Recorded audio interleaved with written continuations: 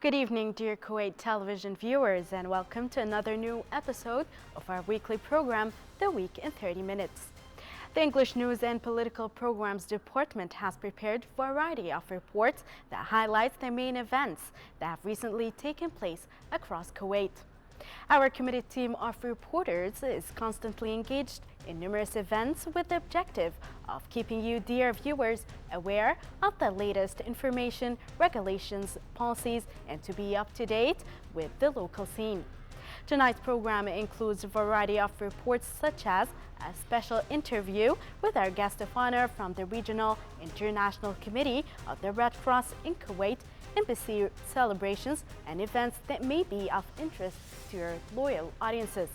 During the program tonight, events include a special interview with ICRC representative, a BBC training course, a GCC entrepreneur workshop, and Chinese National Day Quality Practices Conference, and more all coming your way this evening. So as you see, your program, The Week in 30 Minutes, always brings to you every week various events that must interest you. So please let us join together the latest events included in this week's episode, prepared and presented by your hard-working team and crew. Here are your latest reports of the week in 30 minutes.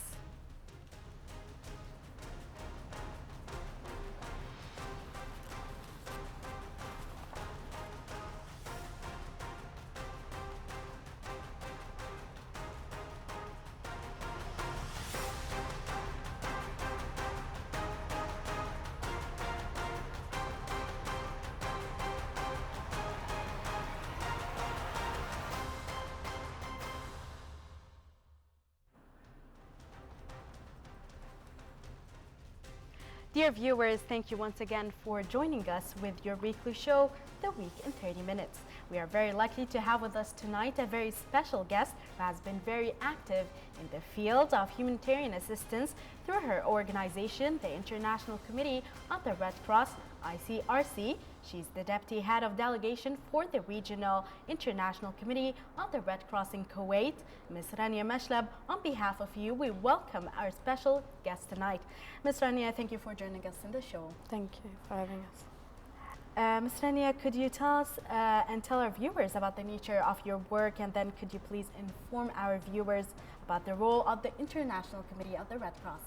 Thank you, Dima, for having us. First of all, I would like to congratulate the Kuwaiti people, then the institutions, for the second anniversary of the nomination of His Highness the Emir as the World Humanitarian Leader. And of course, I would like to grab the opportunity to say that it's thanks to people like His Royal Highness that we can, as ICRC or organizations like us, are able to operate and to alleviate the suffering. For that, I will go back now to tell you what I do. I'm the Deputy Head of Delegation of the Regional Delegation of the GCC that is based in Kuwait since '91. I work with a team of 50 colleagues in several activities, several areas of interest of the ICRC, and we cover, of course, the 6 GCC countries. We work in protection, and for that I may talk about maybe later about the missing, the file of the missing people in Kuwait. We work in detention, which means we're visiting prisoners, detainees in Kuwait and in Bahrain, in Qatar also. We also work on the dissemination of international humanitarian law. Ms. Rania, could you please tell us, what does the ICRC do in Kuwait exactly? The ICRC is a neutral, independent organization that was established in 1863. We work, our headquarters in Geneva, and we work with 14,500 people worldwide in 80 countries, including, of course, Kuwait. We have a very emotional link with Kuwait as an ICRC. We started here in '91, of course, after the invasion. We also accompanied the Kuwaiti people through their ordeal, which is, of course, at a certain stage continuing, because wars stop, but the circumstances of war, continue on and on. So through a tripartite committee, chaired by the ICRC, we are still working on the missing people or people who went missing during the Iraq Kuwait war. And this being said, we also work on different files. Of those is try as much as possible to disseminate the culture of international humanitarian law. We also work in protection, what we call protection of civilian population, and of this we are talking here about visiting prisoners, visiting detainees. In Kuwait, we do that since '91, and we have a very good collaboration with the authorities in order to make the situation and the conditions of detention even better.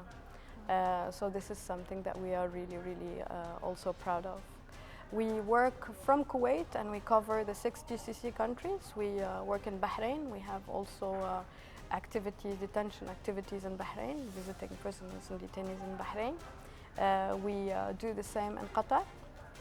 And of course, now we have a more elaborate a dialogue with authorities for talking about conduct of hostilities or conduct of military operations, and with that through the war in Yemen with the Saudis for that matter.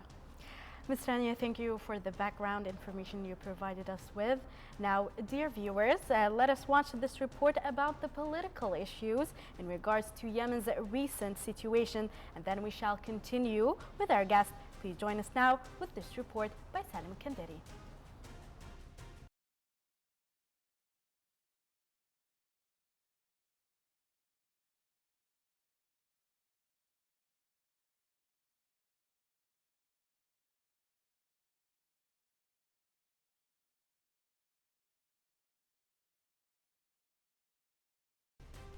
Kuwait's prominent contributions to the humanitarian field had an international impact and recognition. Kuwait had been providing humanitarian aid all over the world ahead of its independence.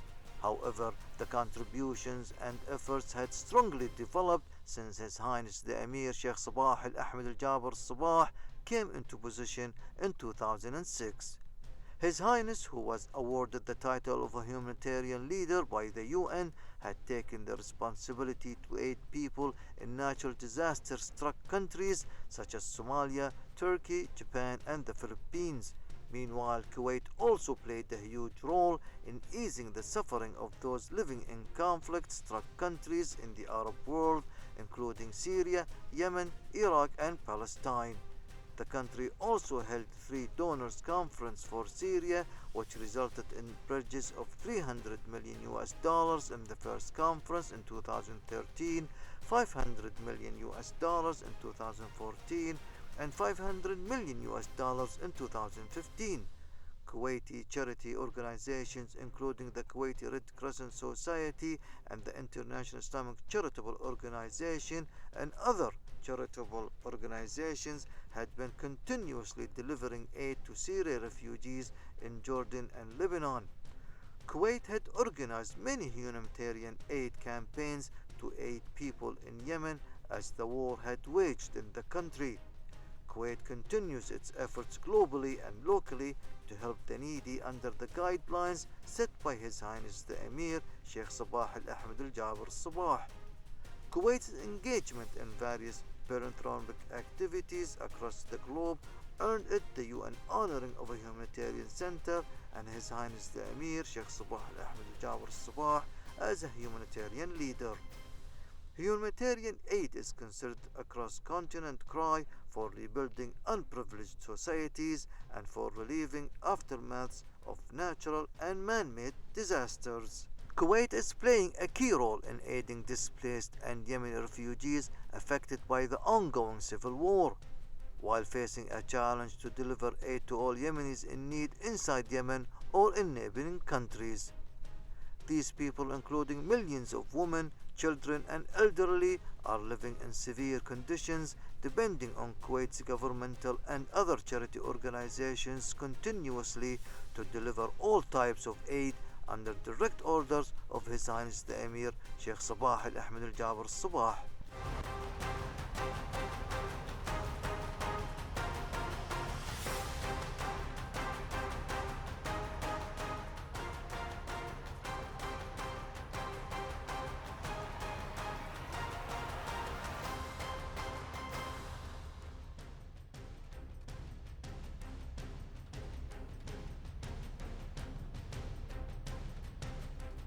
Dear Kuwait television viewers, thank you for joining us with tonight's program. We are back with our special guest, the Deputy Head of Delegation for the Regional International Committee of the Red Cross in Kuwait, Ms. Rania Mashlab. As we viewed this report about the Yemen, how would you describe Kuwait's contribution towards resolving the Yemeni crisis in light of the recent announcement regarding Kuwait's willingness to host another round of peace talks? Well, you know, now the Yemeni crisis is entering its second year. And of course, with that, a lot of destruction and a lot of people affected by the conflict. The ICRC has been present in Yemen since the 60s. So we went really through all the different eras of Yemeni crisis, and of course the Yemeni wars that you know happened throughout their history. Kuwait in April last year announced the first round of talks, and everybody, of course, looked at it with a very positive eye. And I think, despite the fact that at a certain stage these talks were halted, today we are all welcoming the second, or the announcement of the second round of talks by Kuwait very, very positively. And we hope that this round will get to brokering a deal of peace, inshallah. The role of Kuwait is pivotal. It's extremely important in managing to broker a deal. And I think because the Kuwaitis they knew the horrors of war, so this is why they're trying as much as possible to make peace wherever they could. So for that, we thank them very much, and we hope that this round of talks will result in positive outcome. Dear viewers, please join us with this second report of humanitarian aids and assistance provided by Kuwait across the world, and recently to the people of Yemen by reporter Salim Kandari.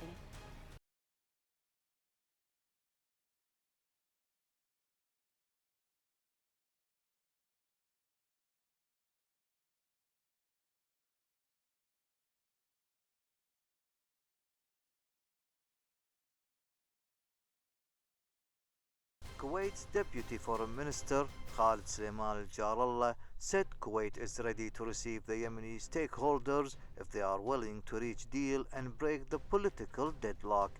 The state of Kuwait has always been supportive of all efforts aiming to resolve the Yemeni crisis peacefully, including the efforts of the brothers in the Kingdom of Saudi Arabia. He affirmed he was referring to the recent report by the Iranian Fars news agency that the Kuwaiti and Saudi stance on Yemen are different. Meanwhile, Oman has commended Kuwait for hosting the peace negotiations among the Yemeni parties with an objective of achieving a win-win solution to the conflict. The Omani minister responsible for foreign affairs, Yusuf bin Alawi bin Abdullah, said in a speech before the UN General Assembly's 71st session that they laud efforts exerted by His Highness the Emir of Kuwait, Sheikh Sabah Al Ahmed Al Jaber Al Sabah, to bridge the gap in the views of the Yemeni parties, who held a UN brokered talks in Kuwait between April and August of this year. The aim of hosting the talks, he added, has been to achieve a win-win solution to the conflict by peace negotiations. Representatives from the Yemeni legitimate government, Ansar Allah movement, and the General People's Congress held several rounds of talks in Kuwait, moderated and sponsored by UN Special Envoy to Yemen, Ismail Wuld Sheikh Ahmed. Bin Abdullah emphasized that Oman strongly believed in the peaceful solution of the conflict. Ansar Allah committed a coup d'etat against the legitimate government of Yemeni President Abdurrabbu Mansour Hadi, and as a result the country has plunged into the crisis. The international community has been firm in calling all parties in Yemen to solve their dispute on the basis of UN Security Council Resolution 2216, GCC initiative and its implementation mechanism, and the outcome of the national dialogue. UN Security Council has urged the Yemeni parties to resume consultations immediately without preconditions and in good faith with the UN Special Envoy on the basis of his proposal for a comprehensive agreement covering both security and political issues. In a statement, members of the Security Council stressed to all parties that any new political arrangements should be the result of an agreement following negotiations and under UN auspices and not the result of unilateral actions by any side. Kuwait had hosted the first round of the UN-sponsored intra-Yemeni peace talks between April 21 and August 6.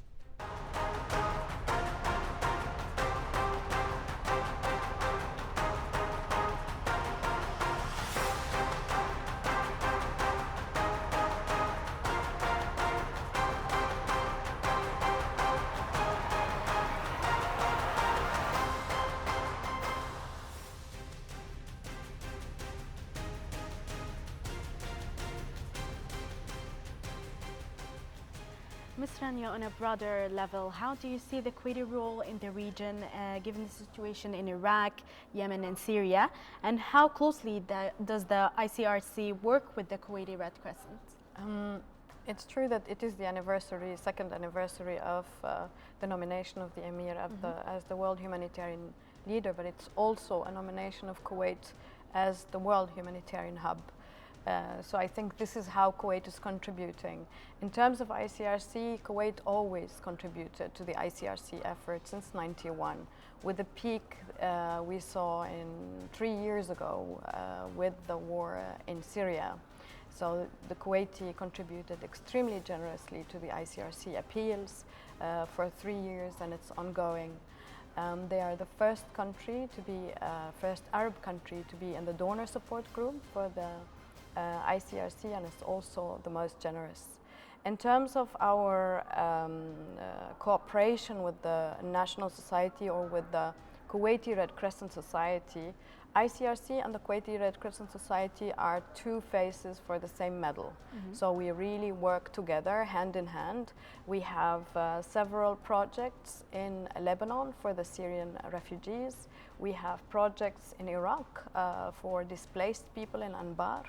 And we are working together in order to see how we can push our cooperation more to alleviate the suffering of people in Yemen. So we are more or less from the same family, we are in the same movement family, and we are working hand in hand in order to make the world a better place. Dear viewers, let's go to a break and come back.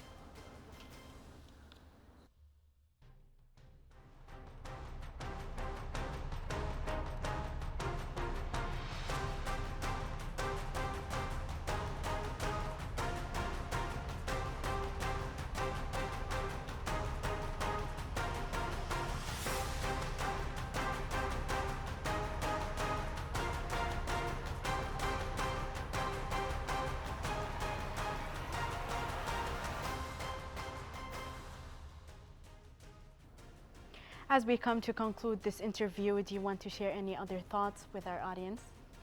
Thank you very much for this question. Of course, as the ICRC, we're always talking about suffering in the world, but I would like to bring to the world, and I think everybody knows by now, that we finally have managed to free our colleague who was detained in Yemen for 10 months now, and it's thanks to all the efforts that were deployed, especially also by the GCC and especially by Oman.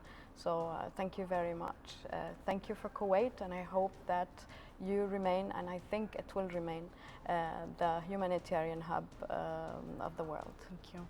At the end of this focus report on the work of ICRC and the situation on Yemen, on your behalf, dear audience, we thank our special guest, the Deputy Head of Delegation for the Regional International Committee of the Red Cross in Kuwait, Ms. Rania Mashlab. Thank you for being with us this evening. Thank you very much for having us. Ms. Rania, thank you for being with us this evening.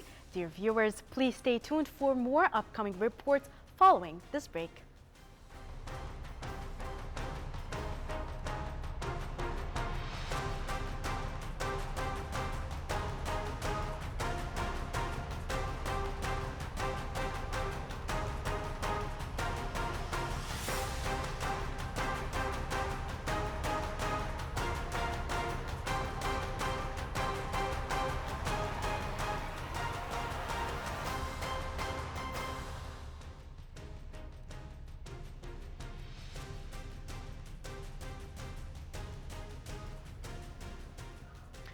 A conference for media leaders organized by the Ministry of Information in cooperation with British Broadcasting Corporation, which represents the launch of the second training season, took place at the Crown Plaza Hotel.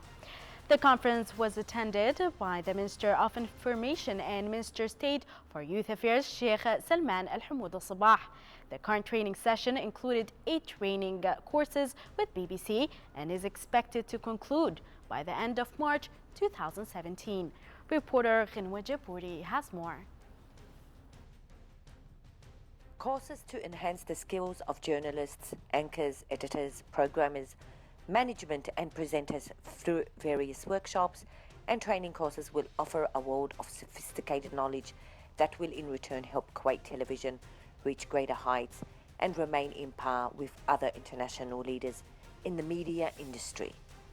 So the BBC is here in Kuwait to launch our series of events with the Kuwait Broadcasting Organisation with this conference for as many people as possible, really. And the theme of the conference is about digital innovation. And as everybody knows, this is one of the biggest challenges for broadcasters at the current time. It's one of the biggest challenges for the BBC at the current time. So what we're doing here is sharing what we're doing at the BBC with our colleagues in Kuwait to hopefully have a fruitful discussion about what it means for broadcasting today, what it means for broadcasting in the future, and what it means for our audiences. And that's one of the key things. I mean, there's going to be a workshop about that tomorrow for a select group of people, because I think this is one of the spaces where we as broadcasters, particularly state broadcasters or government broadcasters or public broadcasters, can really make an impact in the space. This is one of the gatherings that we continually have with our colleagues in Kuwait. This is very important partnership for us because it allows us to look together, us and our professional journalist colleagues in Kuwait, at the challenges facing media professionals in today's world.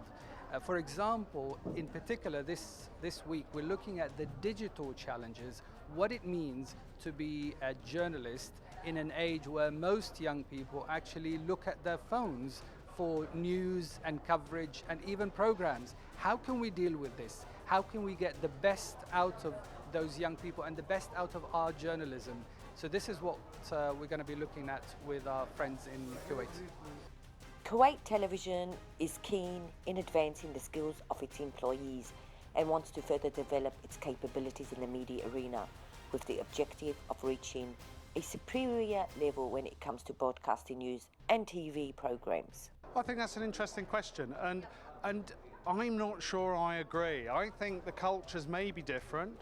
The tools are increasingly the same, and you know, we all use mobile phones, and that's pretty much the case all over the world. Kuwait is very, very advanced when it comes to smartphone use and also internet use, and so, you know, Kuwait, we've got stuff to learn from Kuwait, and maybe Kuwait has stuff to learn from the BBC.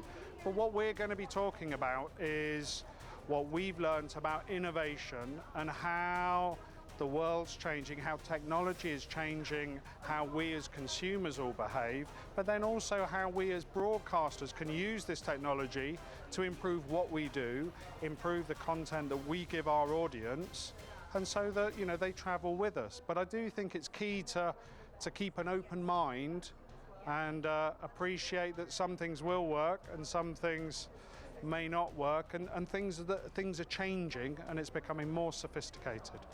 British Broadcasting Corporation's media expertise would greatly benefit and enhance the news sector at Kuwait Television. And with the fast evolving technological tools available at the disposal of media personnel today, upgrading one's skills to remain current can only work to support and develop Kuwait TV's current niche in the media industry on a local and international level. BBC's expertise to greatly benefit the Kuwaiti news sector through various workshops and training. From the Crown Plaza Hotel Farwania, I'm Ghinwa Jabouri reporting to you for the week in 30 minutes.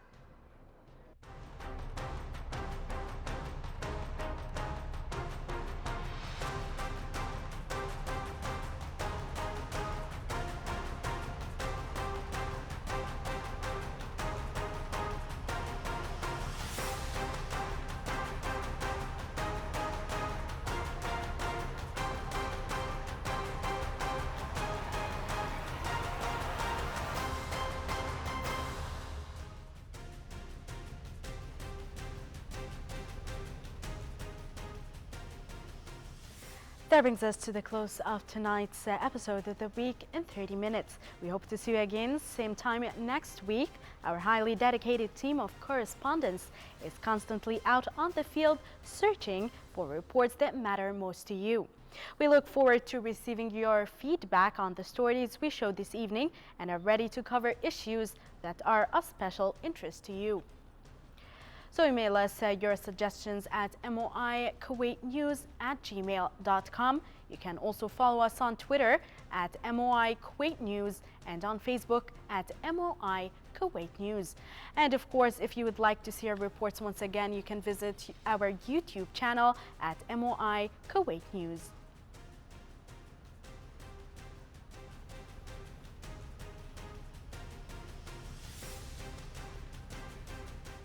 Thank you for joining us tonight and see you next week with more exclusive reports. Have a good night.